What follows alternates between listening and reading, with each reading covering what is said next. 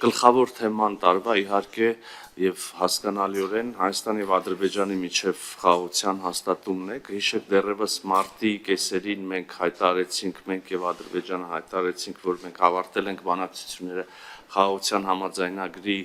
նախագծի տեքստի շուրջ եւ տեքստը այլևս համաձայնեցված է եւ Հայաստանի Հանրապետությունը պատրաստակամություն հայտնեց անմիջապես մեկնարկել խորհրդակցությունները որոշելու համաձայնագրի ստորագրման տեղը եւ ժամանակը այնուհետեւ ընդամենը ամիսներ անց օգոստոսի 8-ին արդեն Սպիտակ տանը Վաշինգտոնում Հայաստանի Հանրապետության վարչապետը եւ Ադրբեջանի նախագահը եւ մասնակցությամբ եւ վկայությամբ Միացյալ Նահանգների նախագահի հանդես եկան համատեղ հայտարարությամբ մինչ այդ պահը մենք Ադրբեջանի արտաքին գործերի նախարարի հետ նախաստորագրեցինք համաձայնագիրը եւ արդեն երկրների ղեկավարների հայտարարությամբ ողջունվեց այդ նախաստորագրումը եւ հայտարարվեց խաղաղության հաստատման մասին եւ միաժամանակ կարեւոր եմ համարում ընդգծել սրան խաղաղության հաստատմանը զուգահեռ նաեւ համաձայնեցվեցին եւ հանրահռչակվեցին այն սկզբունքները, որոնց շրջանակներում տեղի է ունենալու եւ տեղի է ունենում արդեն կարող ենք ասել ապա շրջափակումը տարածաշրջանի տրանսպորտային ենթակառուցվածքների ես ավելորդ չեմ համարում կրկնել այդ սկզբունքները երկու երկրների տվյալ դեպքում Հայաստանի մասին ենք խոսում Հայաստանի ինքնիշխանության տարածքային ամբողջականության սահմանների անձեռնխելության շրջանակներում եւ իրավազորության շրջանակներում սա մեկ անգամ եւս երևի արժի ասել, այսինքն բոլոր են ենթակառուցվածքները, որոնք կկառուցվեն, կգործարկվեն, կվերագործարկվեն Հայաստանի Հանրապետության տարածքում, ենթակառուցվածքներ, որոնք կկապ հաստատեն Ադրբեջանի հետ, կմնան, կգործեն Հայաստանի Հանրապետության լիարժեք իրավազորության շրջանակներում եւ ներքո, սա ինչի եմ այսպես ընդգծում, որովհետեւ միջ այսօր, բայց առավելևս մինչեւ այդ օգոստոսի 8-ի հռչակագիրը մեծ ծավալներով եւ էականորեն շահարկվում էր թեման զանազան դավադրա պաշտական թեզեր էին դրվում այս շահարկումների տակ եւ սևով սպիտակի վրա գրված է այն ինչ գրված է եւ այլևս տարբեր մեկնաբանությունների շատ տեղ չկա թեև նախանձելի համառությամբ որոշ մարդիկ շարունակում են միաժամանակ օգոստոսի 8-ին հայտարարվեց TRIP նախագծի մասին հետո արդեն ամիսներ անց ես այստեղ զուտ հաշվետու ժամանակաշրջանից ֆորմալ առումով դուրս կգամ որովհետև հունվարի 14-ին 2026 թվականի մենք Վաշինգտոնում եւս մի մեծ եւ էական քայլ կատարեցինք TRIP-ի մարմնականացման նյութականացման ուղղությամբ իրականացման շրջանակը համաձայնեցվեց եւ հանրահռչակվեց Հայաստանի Հանրապետության եւ Միացյալ Նահանգների ուրեմն կառավարությունների միջև եւ կողմից եւ ահա խոսելով էլի այս TRIP-ի մասին, քանի որ կրկին շարունակումներ անհրաժեշտ եմ համարում մի անգամ էլ ասել ինչի մասին է TRIP-ը, ուրեմն TRIP-ը դա ներդրումային տրանսպորտային կամ փոխկապակցային մի մեծ նախագիծ է, որը մեծ հաշվով ունի 3 շերտ, այս նախագիծը, որը ներառելու է եւ երկաթուղային, եւ ենթադրաբար ապագայում ավտոմոբիլային ճանապարհային եւ նաեւ նավթագազամուղային, էլեկտրական մալուխների եւ այլ կապակցվածություն, ուրեմն սա մի մեծ տնտեսական նախագիծ է կապակցային կամ կապակցվածության, որը 3 հիմնական գործառույթ ունի, 3 շերտ ունի, կարելի ասել, առաջինը պատական հերթականությամբ եմ ասում, Հայաստանի կապը երրորդ երկրների հետ Ադրբեջանի տարածքով եւ Հայաստանի կապը իր հետ, այսինքն Հայաստանի ենթադրաբար հյուսիսային ներպետական կապի համար Ադրբեջանի տարածքով, սա մի շերտ։ Երկրորդ շերտը Ադրբեջանի կապը երրորդ երկրների հետ, Ադրբեջանի կապը իր հետ, օրինակ հիմնական մասը Ադրբեջան եւ Նախիջևանը, հա։ Եվ երրորդ շերտը, երրորդ երկրների կապը Հայաստանի եւ Ադրբեջանի տարածքով երրորդ երկրների հետ, օրինակ Ղազախստան, չգիտեմ, Պորտուգալիա կապը կամ Ղազախստան-Թուրքիա կապը Հայաստանի եւ Ադրբեջանի տարածքով։ Այս պահին էլի նաեւ հասկանալով հետաքրքրությունը ասեմ, որ բանակցությունները շարունակվում են, ենթադրաբար եղավ օգոստոսի 8-ի սկզբունքների հանրահռչակումը, եղավ հունվարի 14-ի 2026 թվականի ուրեմն իրականացման շրջանակը եւ ավելի մանրամասները կան եւ ենթադրաբար հիմա սրանք կհաջորդի նաեւ Հայաստան ԱՄՆ միջպետական միջկառավարական համաձայնագիրը, որտեղ արդեն իրավական հիմք, որով կհիմնադրվի մեծ հաշվով թրիփը եւ բոլոր մնացած մանրամասները կհստակեցվեն։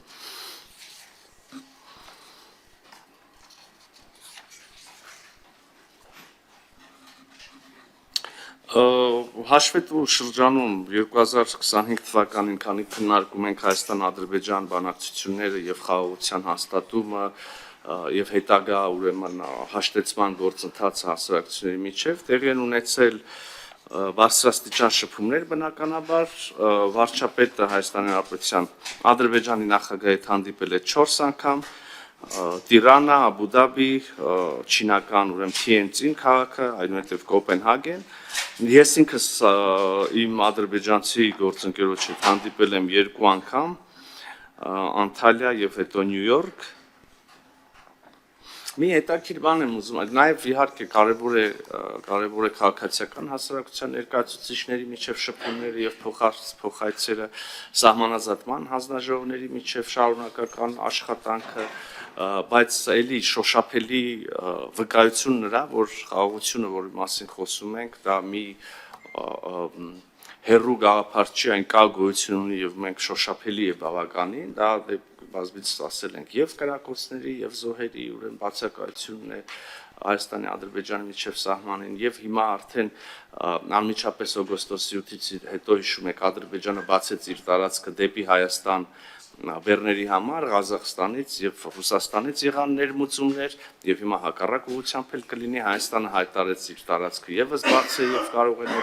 տարանցումները տեղի ունենալ եւ ավելին սկսվեց Ադրբեջանի եւ Հայաստանի միջև ուղղակի երկկողմ առևտուր հայկական ընկերությունները ադրբեջանական ընկերություններից նավթամթերք են առնում գնում են եւ այսօր երկու երկրները քննարկում են նաեւ այն մնացած ապրանքների ցանկը, որոնք հավանական է որ կարող են էլի հետաքրքրություն փոխադարձ ներկայացնել իրար ընկերությունների համար։ Ես վստահ եմ, որ առաջիկայում նոր ուրեմն ապրանքներ կհամալրեն այս առևտրի ցանկը, սա շատ շոշափելի վկայություն է խաղաղության եւ նաեւ մի կողմից վկայություն է ուրեմն խաղաղության, մյուս կողմից իր հերթին գալիս է ուրեմն հակադարձ բանով ազդեցությամբ ամրապնդել այդ խաղաղությունը, բայց մեկը որքան էլ որ խոսենք տնտեսական հնարավոր համագործակցության, տարանցիկ ուրեմն փոխադրումների մասին, մշտապես հարց կա եւ այդ հարցը հնչում է շարունակաբար, որոնք են երաշխիքները, որոնք պետք է ուրեմն երաշխավորեն Հայաստանի եւ Ադրբեջանի միջև խաղաղությունը։ Այս հարցը ես անհրաժեշտ եմ համարում շարունակաբար հասցեագրել, խոսել։ Մեծ հաշվով մենք բոլորս տեսել ենք բազմաթիվ կնքված խաղաղություններ, գործող խաղաղություններ, որոնք ունեցել են այս կամ այն երաշխավորը կամ երաշխավորների խումբը, հարգելի լրագրողներ, 4 պատգամավոր են ներկա եւ ես զեկուցող եմ հանդես գալիս եւ խոսակցությունն ամեն դեպքում կողքից շեղում է, ես ուրախ եմ, որ դուք իրար տեսել եք եւ փոխանակելու տեղեկատվություն եք, բայց մի քիչ խնդրում եմ համբերել էլ։ Եվ ահա երբ այս հարցը մշտապես առաջանում է, որոնք են երաշխիքը կամ որոնք են երաշխավորները, որոնք պիտի փրկեն մեր խաղաղությունը,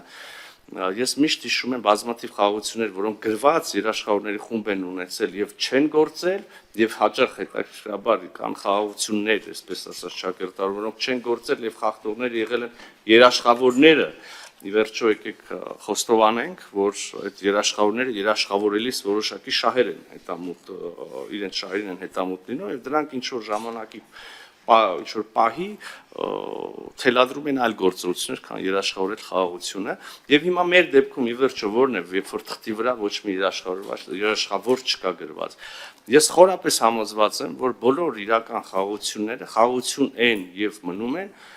քանի դեռ եւ այնքանով որքանով այդ խաղաղությունը շահավետ է խաղաղության կողմերի համար, ոչ թե ինչ որ պայմանական երաշխավորների։ Եվ ուրեմն եթե եւ քանի դեռ մեր խաղաղությունը շահավետ կլինի Հայաստանի համար եւ շահավետ կլինի այս դեպքում Ադրբեջանի համար, այդ խաղաղությունը կշարունակի գործել։ Իսկ շահավետությունը օրինակ օրինակները մենք նաեւ կոոպերացիայի քիչ առաջ նշեցի, մենք իհարկե ասել որ բոլոր հարցերը հարթված են, ոչ մի խնդիր չկա, բոլորովին անամպ է ուրեմն Հայաստան-Ադրբեջան խաղաղությունը, կլինի մեծ չափազանցություն, ի վերջո տասնամյակների կոնֆլիկտ է եղել, ի վերջո այդքան արյուն է հեղվել, այդ վերքերը դեռ թարմ են, ի վերջո դեռ մենք ունենք ուրեմն պահվող անձինք Բաքվում, բանտերում, դեռ կան բազմաթիվ հումանիտար բնույթի հարցեր, այդ թվում եւ անհետ կորածների ճակատագրերի պարզաբանում եւ այլն հոգեբանական մեծ տրավմա, որ շատ հասկանալիորեն հասարակություն դեռ ունի, բայց ես գոհունակությամբ կարող եմ տեսնել, որ ագրեսիան եւ միմյանց նկատմամբ թշնամությունը երկու հասարակությունում են եւ երկու երկրների իշխանությունների նաև ներկայացուցիչների տեքստերում աստիճանաբար նվազում է, սա հեշտ ճանապարհ չի, ոչ ոք չի կարող պնդել, որ հեշտ է, բայց մենք հաստատակամորեն պետք է շարժվենք այս ճանապարհով եւ մի օր կունենանք, հուսով եմ, վերջնական նույնիսկ եւ այդ թվում նաև հոգեբանական հաշտեցում երկու հասարակությունների միջև